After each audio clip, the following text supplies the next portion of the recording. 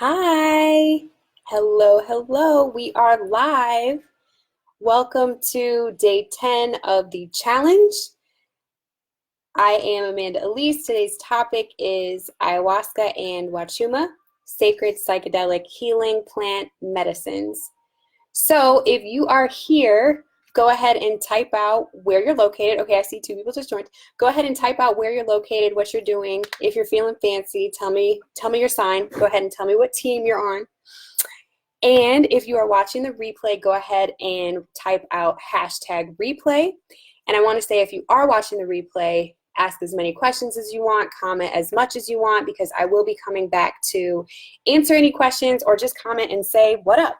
Hello, Crystal Miller, how are you? I just looked today and saw one of your posts in the group. So, hey, Queens, New York. I really miss New York.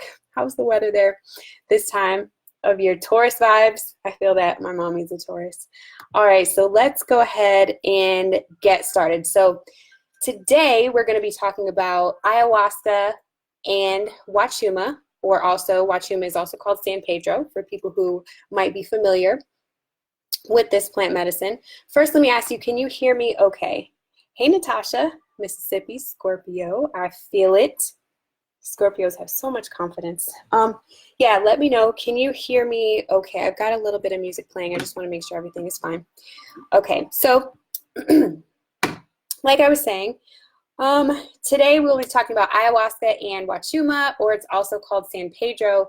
And these are sacred psychedelic and healing plant medicines.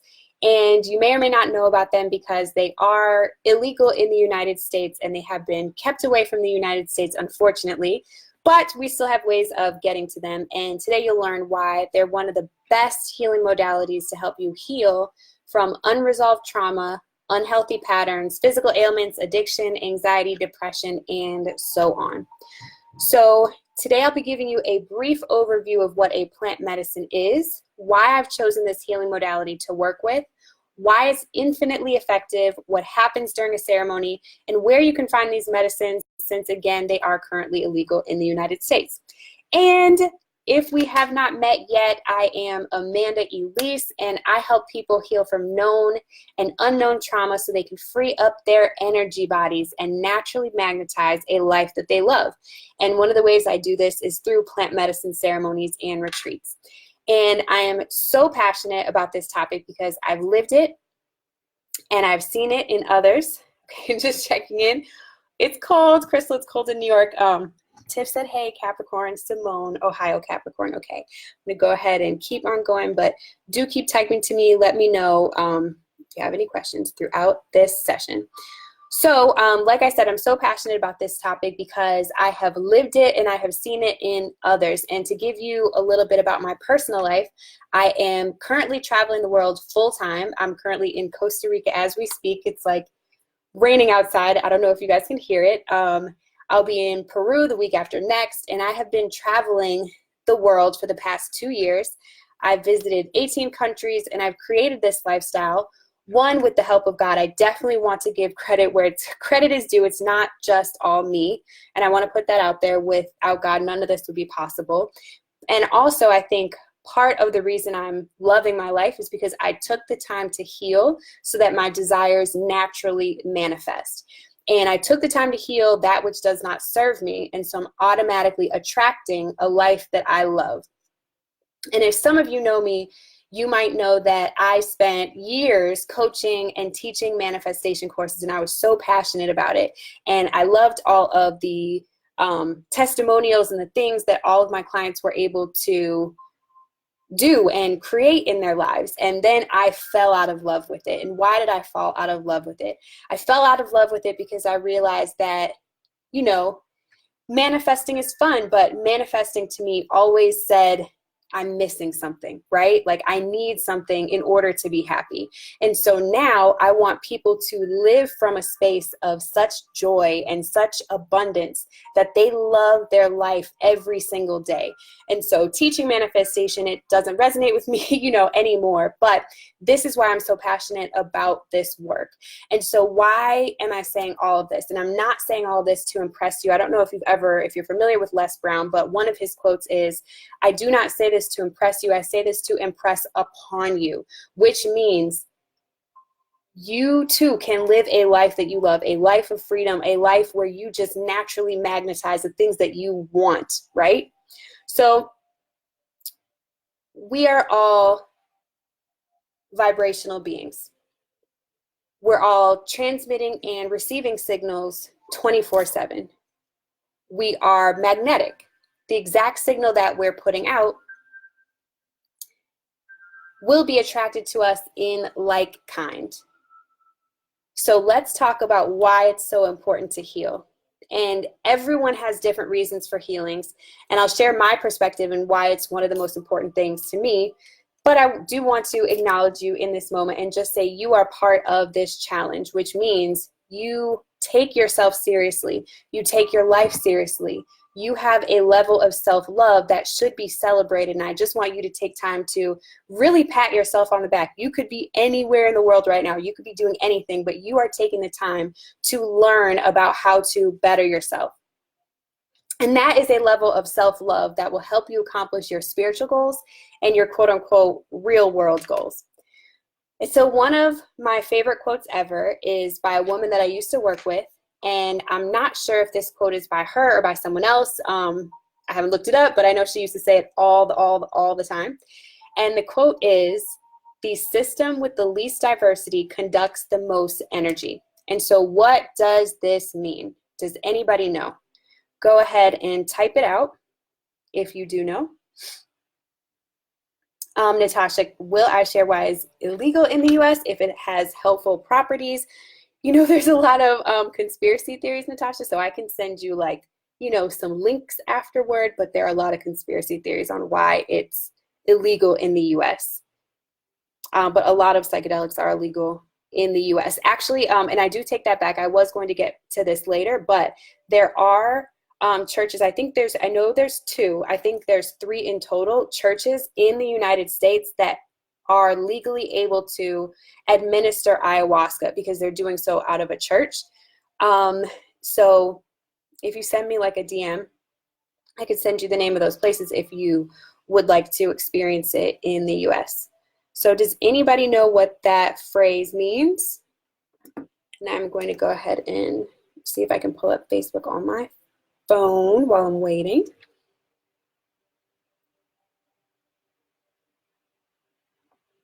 Nope.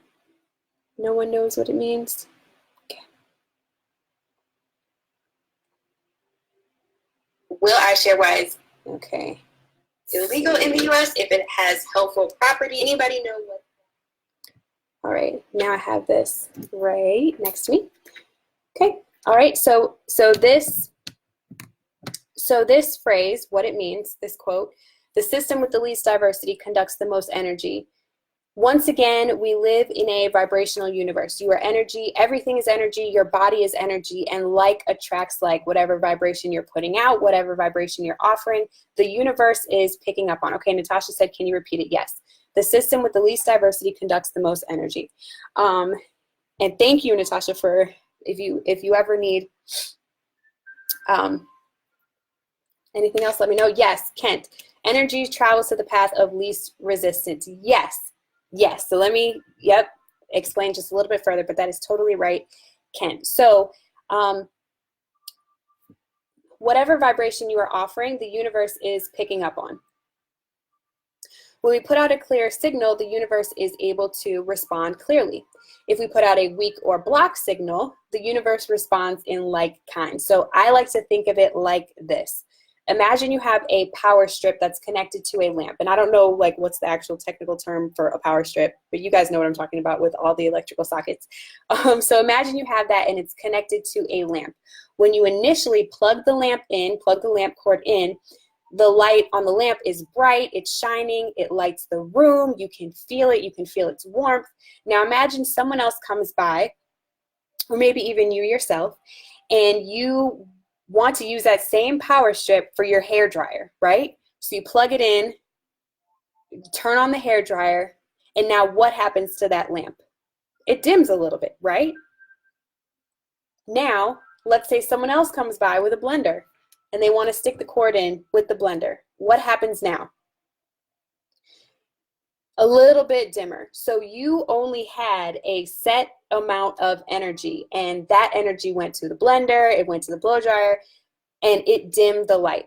So just like you were saying, energy travels to the path of least resistance. So anytime you amass a piece of, let's say you have your energy body and you have a certain amount of energy stores every day to create a life that you love. When you have a piece of unresolved trauma, your energy, believe it or not, it's not conscious, you can't feel it, but some of your energy is going towards that unresolved trauma that happened when you were 3. That trauma that you think about but thought you had gotten over that happened when you were 15.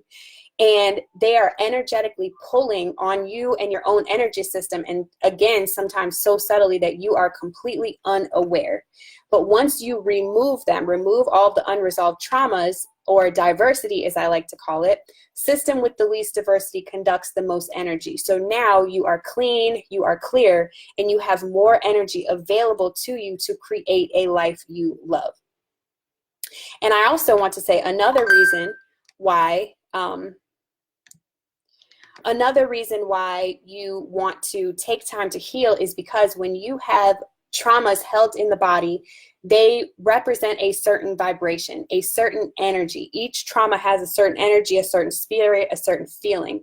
And when it's held in the body, since like attracts like, you consistently will attract the same situations over and over that match that vibration. So if you think about it, think about, we all have one of those girlfriends, it could have even been us, who may have attracted the same type of relationship, romantic relationship, over and over. Different faces, same feeling, same energy, same energetic pattern, same thing happening. It's because you have that trauma, you have that vibration in your body, and until you heal that energy and remove it, you will continue to attract the same thing over and over and over. And that's why it is so important to heal.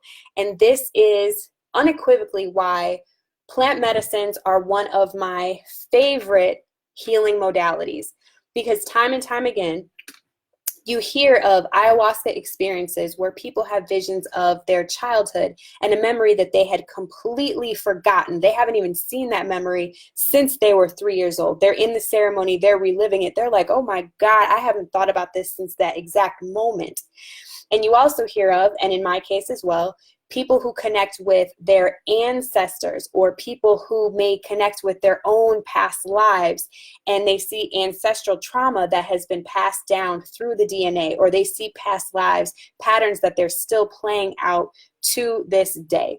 And again, this is why I love plant medicines, because these traumas that have been long forgotten, or maybe not even known to the conscious mind, they may not have come up during therapy, they may not have come up during breath work, they may not have come up during an EFT tapping session. And I do want to say very clearly, I think all of these healing modalities are necessary and wildly important.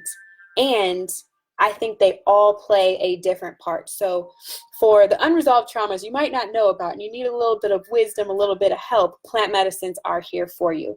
And often people need to sit with the medicine, and this is the bridge from the spiritual to the physical world to see things that are not available in regular consciousness, so you can be aware of it, see it, and release it.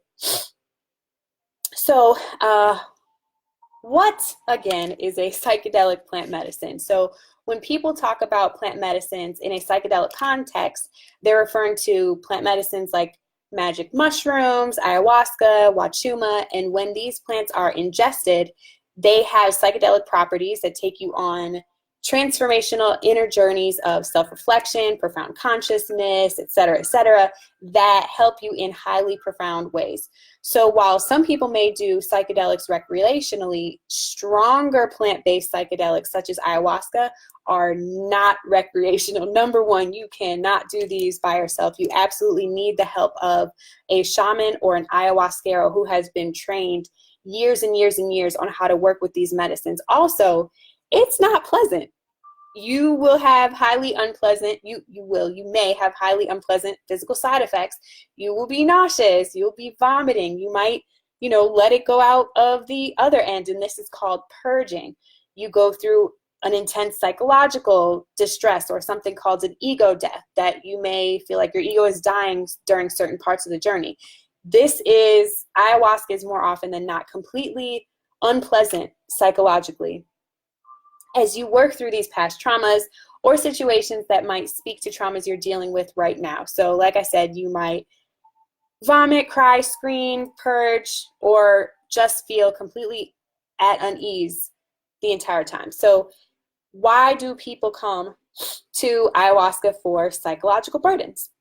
Why are psychedelics so effective for psychological concerns? And it's because the chemicals in the psychedelic medicines, they mimic serotonin. And if you know about serotonin, it's a neurotransmitter in the brain, and it regulates mood, perception, and memory. So it's not surprising that when we overstimulate these receptors in our brain, we get these mind-altering experiences. And ancient and indigenous cultures around the world often held these plant medicines at the very core of their society, considering them sacred and essential. And so today we're just now starting to see the science and clinical research of just how powerful these medicines can be in the face of some of our more serious and hard psychological conditions. So they have promises in treating PTSD, opiate addiction, nicotine addiction, alcoholism, anxiety, and depression. And I'll say for my situation personally, I used to take antidepressants, and through the use of plant medicines, I am completely off of these medications. And as you can see, I'm living a happy life. I get sad, everybody gets sad, but I don't have the same depression and heavy feeling. Crystal says, are plants like this addictive? They are not addictive, though just like anything, somebody could be addicted to orange juice, like just like anything, somebody could form a mental addiction to it, though it's not physiologically addictive, if that makes sense. So like opiates are physiologically addictive. If you take a bunch, in a short amount of time, you are going to get addicted. That's how our physiology works. But like I said, orange juice, if you take it every single day, your physiology is not addicted to it, though you might be mentally addicted to it. And that is a good point. Some people do use these plant medicines as a crutch. And I just talked about this on an interview I did yesterday with a gentleman, that some people do use these as a crutch, and you don't want to do them. These are definitely tools to help you if you get stuck, but you always want to make sure that you have your own spiritual practice and other healing modalities like therapy, like all those other things that I mentioned. If you're serious about healing, you want them to work in conjunction. You don't want to just rely on this. Yes, Natasha. Yeah, how it would impact mental health illnesses. I will say that people who are schizophrenic or are bipolar, they are some shamans will not give them the medicine because it might have adverse effects. But I've also heard of some shamans will take on patients who have these mental illnesses. So it really depends on where you go. But for things like anxiety and depression, it's amazing for treating those mental illnesses. So any other questions, just let me know. But when utilized correctly, they are proven to be safer and more effective than conventional treatments.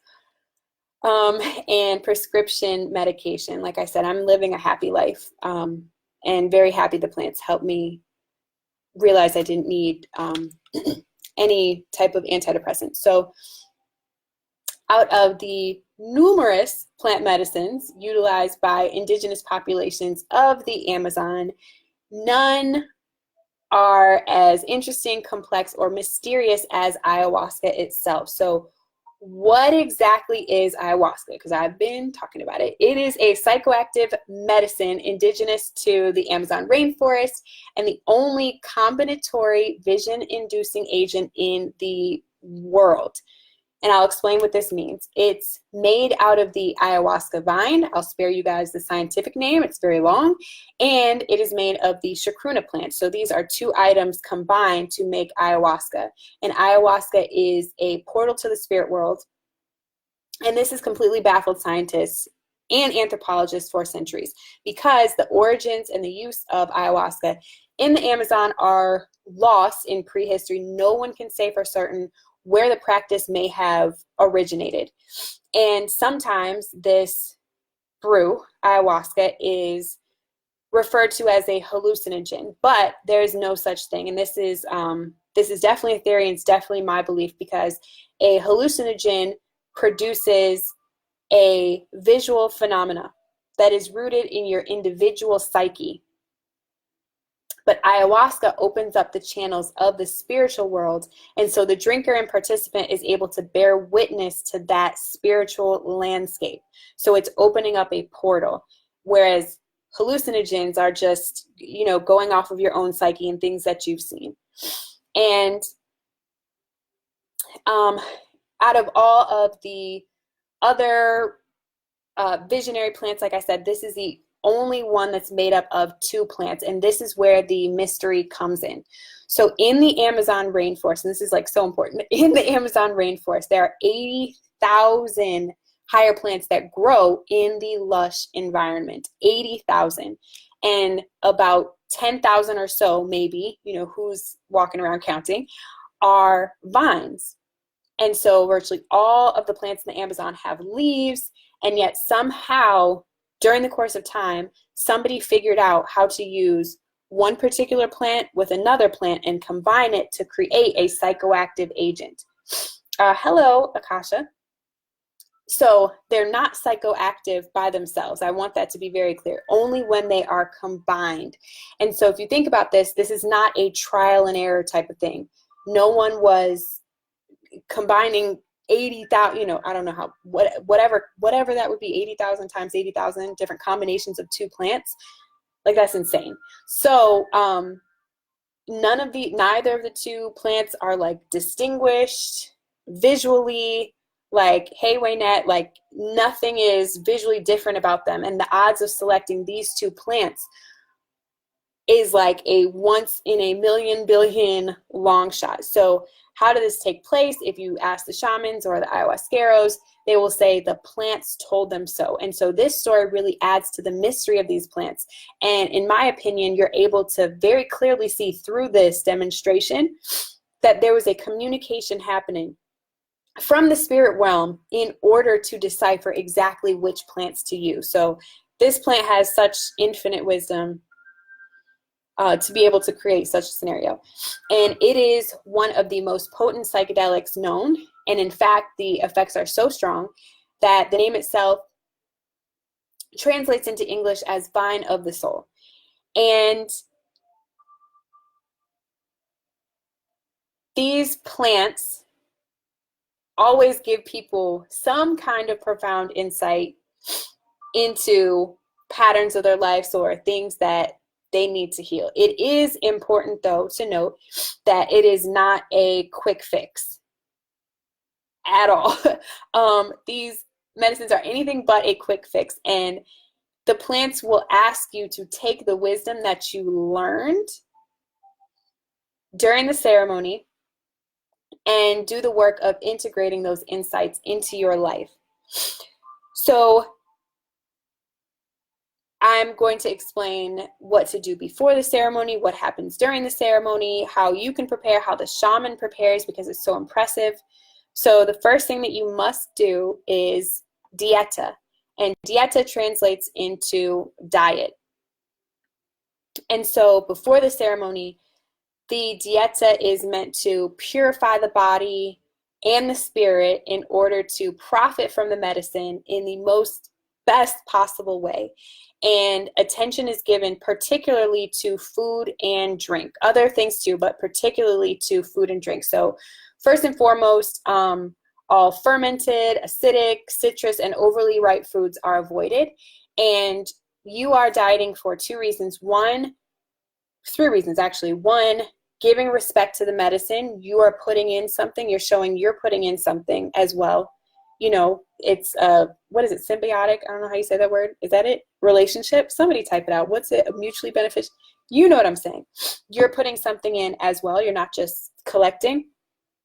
Number 2, you need your energy body completely clear, and I'll talk about that in a little bit. And then number 3, there are certain foods that you can eat that might cause, when interacted with ayahuasca, that might cause a seizure, or you might not be here the next day if you eat these certain foods.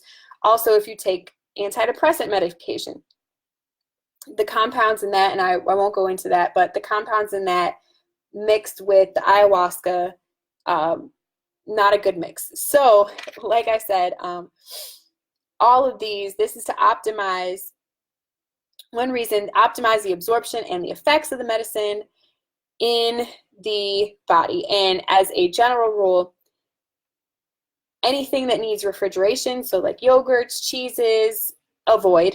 Anything that's oily and greasy, avoid. Really, a diet that is completely fresh, I would say vegetarian, that's light on spices, is really all that's needed. And so you want to do this for about 2 to 3 weeks before you have a ceremony. If you have multiple ceremonies, if you're going on a retreat, you can do it for even longer. The more you put in, the more benefits that you will receive out. And if you are eating meat, pork is definitely a no-no. It's considered as many to be an impure food, and it's highly processed and whatever. Also, you are to abstain from caffeine and alcohol and recreational drugs by this time. And this not only cleanses the body and spirit, but it also brings to consciousness all those issues that were buried, that you were burying by, if you do caffeine and alcohol, all those issues that you were burying and avoiding, it's allowing them to come up to the surface so they can be healed. So you want to avoid those for the few weeks before your ayahuasca ceremony. And drinking ayahuasca, we are accessing these unconscious or repressed aspects of our being. So abstaining from these substances, definitely not easy, especially because sometimes if you're addicted to them, it's going to be uncomfortable, and it will bring up situations or things that you've been avoiding, like I was saying. And it is a one-on-one relationship. A lot of times people just want to show up, pay a fee, and that's it. But no, you want to develop a relationship with the plant. That's really, really, really what it is. So in addition to these dietary restrictions, other cleanses are welcome. The longer and the deeper the preparation, the longer and the deeper the effects of drinking ayahuasca. And so, again, this marks the beginning of the relationship with the medicine, and it allows for clearer visions during the ceremony. So it's definitely in your best interest to do this. And, don't let it cause anxiety. You'll totally be fine. But I want to say you diet beforehand, dieta, and then you have dieta afterwards as well, because the effects of the medicine still continue on. So it's really best and ideal that you continue a dieta for at least a few days after, and I would say at least 2 weeks after. But talk to your individual shaman, your individual ayahuasquero, and ask them what they think is best. But these are rules that you do not want to break. This is not one of those things where it's like, oh, they won't know. The plants know. The plants know. You want to be humble, respectful when you go into this. Another thing you will need to abstain from is sex, sexual activities, or in general, the arousal of even your sexual energy. And this is all to be refrained from. And so, note that I said even the arousal you want to refrain from. So, I don't know how that'll work. If you if you're in a relationship, you got to work it out somehow, but that's something you want to refrain from. And I don't see any more comments right now. So let me know if you have any, or type or give the thumbs up if you guys are still here listening. Just want to make sure everything is all good. I'll wait a few seconds. Well, I'll keep talking because I think it's on a delay, but just let me know and I'll see. So anyway, so like I was saying, with sex, you want to abstain from sexual energy. A girl that Crystal said, girl, that's hard. The arousal too, yes, you want to abstain from that because, and this is something, this part is not something that I have studied, so I can't speak to it, but it's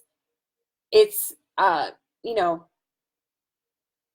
the arousal part is still like, you know, moving that energy and that chi. I can't speak to that. I would like look that up, but I'm like a purist when it comes to that stuff. Like, do what the plants say. But how do we find someone who can do this? Kent, when you say who can do this, let me know. Do you mean an ayahuasquero? Let me know. So with sex, like this has nothing to do with just repressing the sexual energy, but it takes into account the extreme seriousness of the power of sexual energy. Because sexual energy often comes with a lot of emotional baggage, and it is stirred up by the work that ayahuasca does.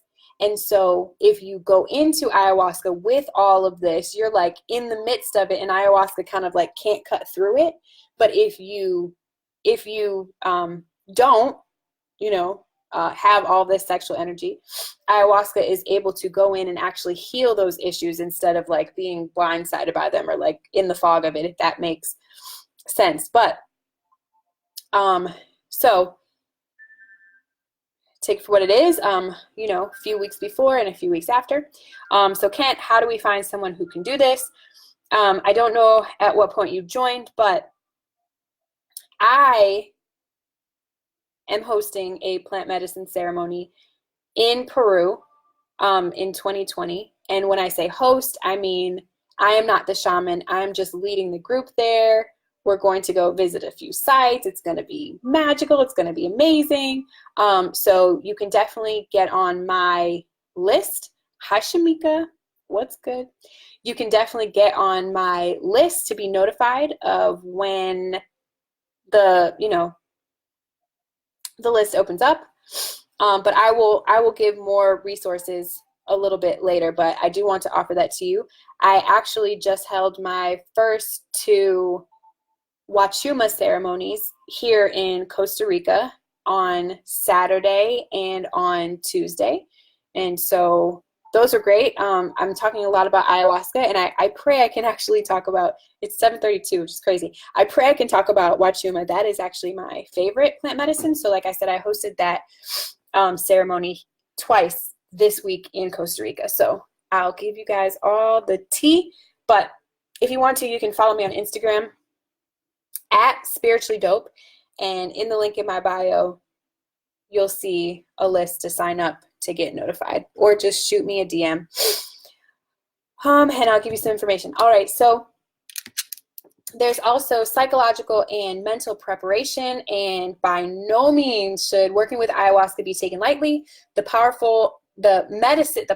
the medicine is such that if you don't do it right, you could potentially end up worse than what you started. And I say that as cautionary. I think that's like for everything. But I think, you know, if you go in with a humble heart, a humble spirit, and you really do what the medicine asks of you, I think you'll be totally and completely fine. Hey, Janae. Hey, and Shamika said, Costa Rica's on my bucket list for places to visit. Awesome. Well, you know what? Come through, Shamika. Okay, so often people are drawn to this medicine in rather serendipitous ways, and it is said there's a spirit of ayahuasca. So ayahuasca has a feminine spirit, and it is said that ayahuasca actually calls you. So if you are called to do the medicine, ayahuasca is calling you for healing. If it doesn't resonate with you, it really just might not be time. It might not be the thing for you. But usually the kind of healing that the person is looking for, if the medicine has it, sooner or later, the person will stumble upon it. So let's talk about intention. So this is also pre-ceremony. Again, I'm going to get to ceremony in a few minutes. There is huge, huge power in plant medicine ceremonies and in life in asking specifically for what we want and we need. And in life, just to know, always be confident, ask exactly for what you want. And with these plants, you want to do the same. Ask exactly for what you want and exactly what you need. And this is why I recommend that people spend as much time as possible focusing on their intentions before each ceremony, and to put their intentions in the medicine before they drink. And when you come up to actually drink during the ceremony, as soon as your intentions have been offered, you are asked to simply relax and let them go. So the suggestions is to hold on to these intentions as lightly as possible without intention. And I will say, and I learned this through my first and other ayahuasca ceremonies, you can come to ayahuasca with a specific intention, and ayahuasca might know that there's something else that's blocking, or something else you need to get through in order to even get that healing, or there's a teaching or download that you need to know in order to get that specific healing. So it really truly is up to the plants what happens during the ceremony. There's no way in the world you can control it. Ayahuasca knows what you want. Ayahuasca knows what you need. And as I was explaining earlier, when I said that a lot of people see situations that they had no idea they even remembered, that myself happened to me. I got hit with a situation and I was like, oh my God, I had no idea. I completely forgot about this. So that was something that I needed to get over deeply in order to even get to some of my intentions. So you want to be respectful of the wisdom that the medicine has. And oftentimes after you heal it, you will be so gracious and thankful for exactly what the medicine gave you. And, you can always go back. And that's one of the reasons why retreats are good, because you have multiple ceremonies within a few days. So, the medicine is able to have time to work through the different things and intentions that you might have. So let's get to the ceremony. In any plant medicine ceremony, set and setting are two of the most important things. So the setting, where are you? What does it look like? How many people are involved in the ceremony? What types of plants, like additional plants are they using? What type of help do they have? Now, ayahuasca ceremonies are traditionally held at night, and I will say, I hope I sound like I'm bringing positive energy when I say this, but as I've said again, I am a purist when it comes to ceremony and tradition. Ayahuasca ceremonies are meant to be held at night. When you're finding places to have ayahuasca ceremonies, just take note if someone is offering it during the day. Just take note that that's not traditional. And so maybe you might want to find a place that is traditional. I'm just going to say that I would never steer anybody away from whatever you feel. But I will say that ayahuasca ceremony is a night medicine, and it is to be taken place in the darkness. And some shamans, even if there's a full moon, let's say they have a regular ayahuasca, ceremony every Saturday night, we all do. If there's a full moon on that night, some of them might not even do it because the light interferes with the visions. And with these ceremonies, people taking part in the ceremony, you are to do so on an empty stomach. The emptier your stomach, the deeper the cleansing. And individual buckets are provided, as well as nearby toilets, because you may vomit. And during this ceremony, is a high likelihood you will. During the ceremony, participants are asked to sit down, and you are asked to move about as little as possible and do not disturb other people in the ceremony. This is a very personal journey, and you are asked not to speak to anyone around you except for helpers. So in ceremonies, there will be the ayahuasquero or the shaman, and there will also be helpers there that are trained in the medicine. They might not be trained as deeply as the shaman, but they are trained in the medicine, and they are there to help you, to assist you. If you need anything, you need to go to the bathroom, you need to grab your shoes so you can go outside, they're there for you. Every ceremony, you really want to feel truly taken care of in. And I've seen this for the most part. People really do feel taken care of in any place that I've been. And it is preferable to remain seated because, you have a straight spine, and this position facilitates the work and the movement of energies. And so if you're lying down, hoping to like lessen the effects of ayahuasca, it's not happening. So for this reason, if you are a newbie, or if you're taking a new brew from a different shaman that you've not taken before, it is suggested that you go light in the beginning, just go very, very light. Because the shaman will ask you, and generally they have a cup and they say, do you want a 1 to a 10? And, I generally say like, okay, 7, give me a 7. And then they will ask you a little bit later if you want a second cup. And I will say, so just kind of start light, be mindful, and just err on the side of caution. And during the ceremony, you're going to want to scream, you might want to purge, but have a deep trust in the medicine that whatever happens or whatever is to happen, it's exactly what you may have needed. So you're definitely encouraged to feel the feelings, not avoid them, but actually go through them. Now let's talk about vomit, because it happens. Ayahuasca causes a physical and a spiritual release. So this might be vomiting, this might be defecating, spitting, uncontrollable body movements, crying, shouting, laughing, singing, and so on. And all of these reactions to the medicine should not be controlled or repressed in any way. This is precisely the sort of healing that needs to happen. So ayahuasca cleanses the body and the spirit of those energies that are no longer beneficial to us and that prevent us from fully being who we are. And so these releases are completely welcomed, and do not resist them. The only caveat that I have is that you want to wait. You want to try to hold it in as long as you can in the beginning. So I would say, I don't have like a number, so don't quote me on this, but I would say like a cool 45 minutes. Do not throw up during the first 45 minutes. What's going to happen is, so when you sit in the ceremony, I'll say this, you do not have like visions. It doesn't get into your system until about like 30 to 45 minutes in. So what happens is, if you purge and if you throw up too early, it does not get into your system and you will not feel the effects of ayahuasca. So I just want to say that's the only kind of thing. And from experience, ginger helps with nausea.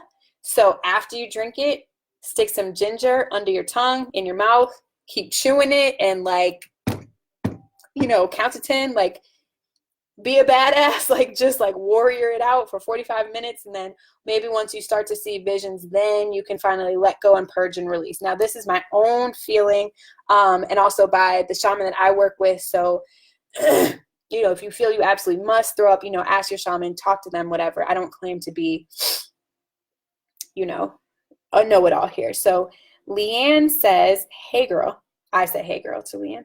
I'm coming in a little late, but can you share some of your personal experiences? Sure. Humanity 365 says, what does it taste like? Drinkable. I'll start with, what does it taste like? Everybody says it tastes like death. Everybody says it tastes like death, and the most disgusting thing they've ever had in their lives. For me, wasn't that bad. Tastes like molasses. However, Huachuma, the other medicine we're talking about today, as I just said, just did 2 ceremonies with Huachuma this week, and it took me like 25 minutes to get 1 cup down. It is, whew. But everybody says ayahuasca tastes like death. Like, if you research it, they're like, it's the most nastiest thing. So no, it's drinkable because you got to, but it's not delicious. Can I share some of my personal experiences? Sure. What kind of personal experiences do you want to hear? Let me know. Leanne, I'm happy to share, whatever. So as I was saying, just with vomiting, please appreciate the vomit, after you wait your 45 minutes.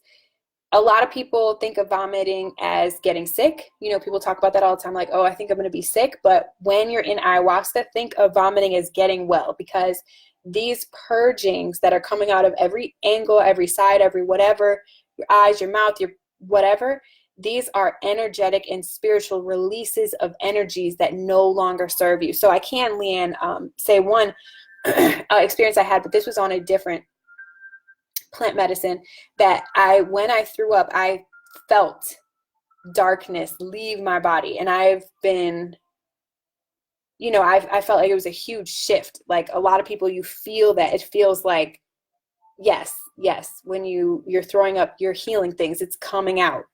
So that's actually getting well. So when you throw up, it's like, yes, I'm healing this, I'm healing that. Like, it's exciting.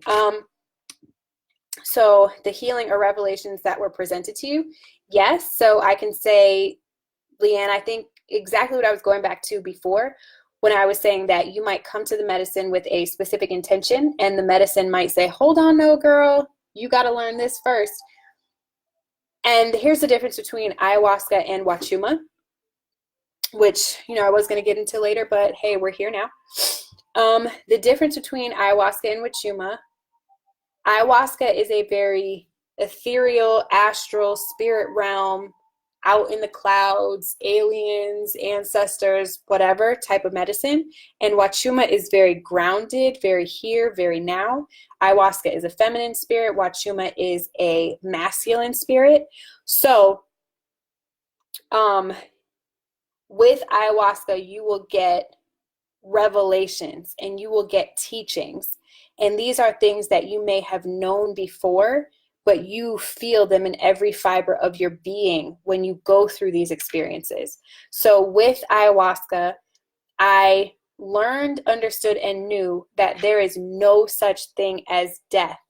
The body dies, but the spirit does not. And that's because I met my ancestor very clearly, just as if it's you and me talking. But there was no body, but I felt everything. And I was very, very clear from this moment on, there's no such thing as death. So that was a revelation. Another revelation that I think I needed to know was that God, the universe, whatever, does not care. And this is when I was just focusing on career, does not care how much money you make, what accolades you get, blah, blah, blah, blah, blah. The only thing that matters is how much love you give to yourself and how much love you give to those around you. And this vibration of love is the currency of the universe. And I got that on a deep, deep level. Now with Huachuma, you don't get spiritual downloads and thoughts or things. That's not what happens. What happens in Huachuma is you go into Huachuma, and I'll in my experience, maybe not everyone else's, with Huachuma, you ask, and with Huachuma, you do not have visions. It's not a visionary plant. You ask the medicine an intention, and Huachuma goes directly at that intention. That's been my experience, where ayahuasca will give you teachings, and then, you have to integrate it, but Huachuma goes directly at that intention. That's why I love that medicine so much. I love ayahuasca as well. They're both amazing and wonderful. So Leanne, I hope that's helping answer your question. If you have other questions, I'm happy to answer them. Definitely. So at a ceremony, since we're talking about, ayahuasca is ethereal and an astral plane and whatever. So at the beginning of the ceremony, a sacred space is created, and this is to ward off negative energies. And I will talk about Icaros in a little bit. Icaros are the songs that are sang during the ceremony, and very, very, very, very wildly critical and important. But a safe and sacred space is created to ward off potentially negative energies, and all sorts of healing energies and guides are invoked. Talking about animals, spirits of the medicine, other plant teachers, angels, or spiritual guides, as well as doctor spirits are among these energies that frequently visit us during ceremony. And it's important to remember that when healing is sought, the whole universe will support us in our requests. And so some of these energies might be familiar, others might be totally foreign, some are connected to past worlds and civilizations, some to realities that are like beyond time. But it happens that some types of, energies come. And if you're not sure that these visiting energies are there to help you, simply ask them, are you there to help me? they will tell the truth. If not, simply ask them to leave. If they are, you got it. So this is the perfect way to keep the ceremony space free of unnecessary energies, and your shaman should be really, really good at that as well. But if you feel a certain thing, you want to ask those questions. Q St. John, how do decide, or when would you take these two? Explain what you mean. How do you decide, or when would you take these two? Yep, explain a little bit about what you mean. And if anybody else has more questions, let me know. So with the vision, so ayahuasca has the ability to provoke all different types of visions, and they're completely particular to the person drinking it. It might be particular to your religious beliefs, and other times you'll see things that are very common during ayahuasca ceremonies, like snakes. Ayahuasca is just very entangled with the energy of these snakes. You might see jaguars. Something that people see all the time is eyes. A lot of different eyes looking at you. I myself said this, and this is super common. If you look at, I think his name is Alex Gray. He's an artist, and he paints what happens when you are under the influence of plant medicines. And a lot of his paintings or drawings, I think he draws. And I don't know if they're paintings or drawings. They're always in a meme when I see them, but they always have just millions of eyes looking. So a lot of people just experience all these different visions. Like I said, for me, myself, I connected with an ancestor. And here's, a personal story. The things are sometimes so vivid. So my ancestor was actually a slave, and it was so vivid. It was like I was watching the ancestor, but she also let me kind of like experience what she was experiencing. And she was whipped. And if you looked at my body in the ceremony, like if you looked at my literal body in the ceremony while I was in there, you would see me do this like several times, because the energy of that whip I could feel. I couldn't physically feel the whip, but the energy of the whip was so strong that it jerked my body. And this is while we're sitting in ceremony. So the visions, it's just completely different for different people. And during these journeys, like your view of yourself, your view of life, your view of the world, it will just be radically shifted. And the effect of seeing these visions, it really reorders your psyche, your priorities, and your values. As I told you, it was all about career for me. After I experienced this ceremony, it all of a sudden became about giving love to myself and to other people, which, as I said, you can see how if I came in with a different intention, but I left with that one, it's like, well, that intention or that teaching is going to just vibrate and I can't think, it's late. That's gonna, how do I say, affect my whole life. So anyway, this obviously is just a sacred medicine that is a catalyst, and it opens the way to sacred and transcendental experiences. Excuse me. So I want to talk about Icaros, and you'll have to excuse me. I have to read this. This is something I like just found, but I'm like, I have to include this, so I will have to read this, but it's so very important. So it's difficult to imagine any kind of medicine ceremony without picturing the shaman singing or chanting, and this is because the sounds of the ceremony are the keystone of the entire process. Therefore, the subject of Icaros and Icaros are the songs that are sung by the shaman or ayahuasquero during the ceremony. The subject of Icaros, i.e. ayahuasca or plant medicine songs, is quite an extensive one. In fact, we and many others in the plant medicine community would put forth the idea that the Icaros are actually a complex technology in which they function as a delivery system for the medicine itself. So they're saying Icaros is a delivery system for the medicine itself. This is so important. Now, this may be surprising to those who have not had direct experience with a traditional ayahuasca ceremony. To the uninitiated, Icaros may simply appear to be songs or chants that the shaman sings to provide an audio component to the setting of the ceremony, maybe even music to simply amplify the trip. That is, newcomers do not realize the importance of Icaros in the ceremony. Even though it's hard to picture any kind of traditional ceremony without chanting and song, it's equally hard to understand the critical role these songs play within the ceremony without having experienced them firsthand. We intend to highlight the importance of Icaros as they relate to ayahuasca itself, and how Icaros and ayahuasca work together seamless symbiotic concert. So from the outside looking in, an ayahuasca ceremony simply looks like taking a psychedelic and listening to a shaman sing songs all night. Unfortunately, this basic misunderstanding can lead to yet another misunderstanding that all it takes to become a shaman is to learn how to sing some Icaros while participants go through their ayahuasca experience. However, a much better understanding comes quite quickly after one has gained some direct experience with ayahuasca and the Icaros sung in ceremony. Within the context of a ceremony, with a well-trained and experienced shaman, it does not take long for a participant to realize the Icaros are a rich and complex technology that require years of training and practice in order to truly sing them with any real efficacy. So let me explain this to you.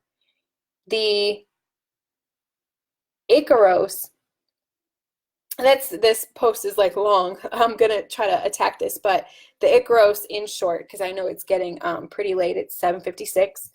So I probably have to like hop off ASAP, really. But basically, in a nutshell, there are different plants that have different spirits, different purposes. And the ayahuasquero does a dieta with these plants for a long time beforehand, which means they're dieting with the plants. And like I said, I'm just learning this, but I think that they're dieting like basically like only with this plant and, you know, probably like some rice and apples or something like that, but they are getting in relationship with this plant.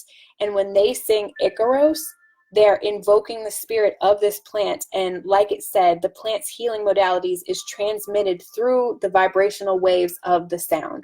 Icaros calls in spirits and Icaros repels spirits.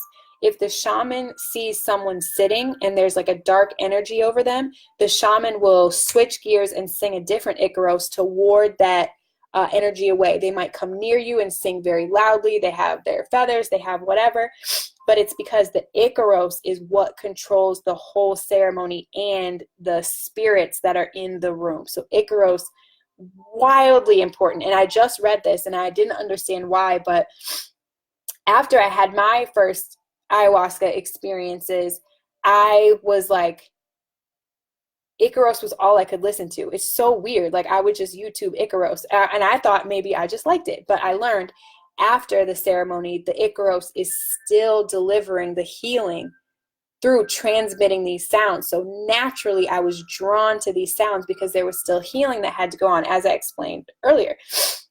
So yes, we gotta go. It's 7:58 where I am, but I'll just read this like really quickly.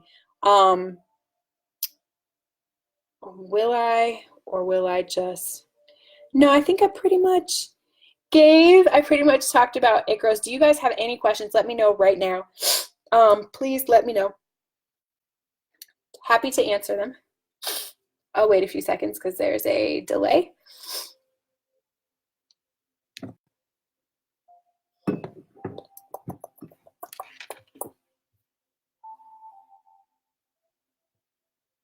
Okay, so while I'm waiting, I'll just answer this question that a lot of you have had.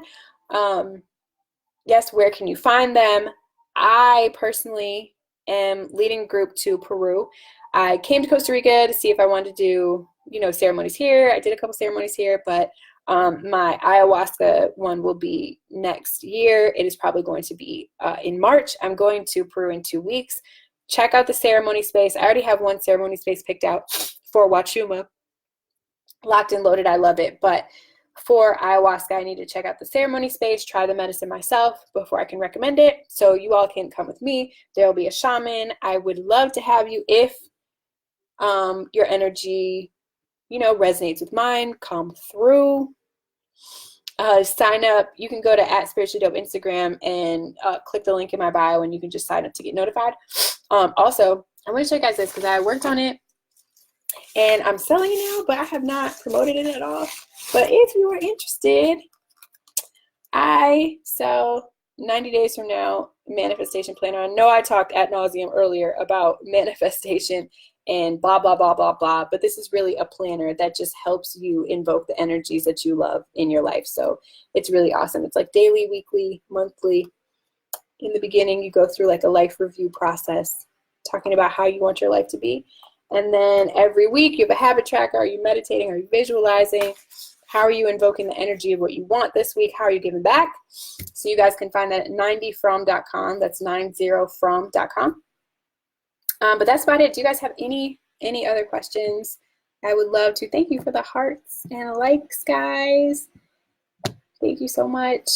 Any other questions? Let me know. Follow me at Spiritually Dope. Feel free to send me a DM if you have any questions. Really enjoyed you all. Nope, looks like nobody has questions. I'm gonna wait 30 more seconds.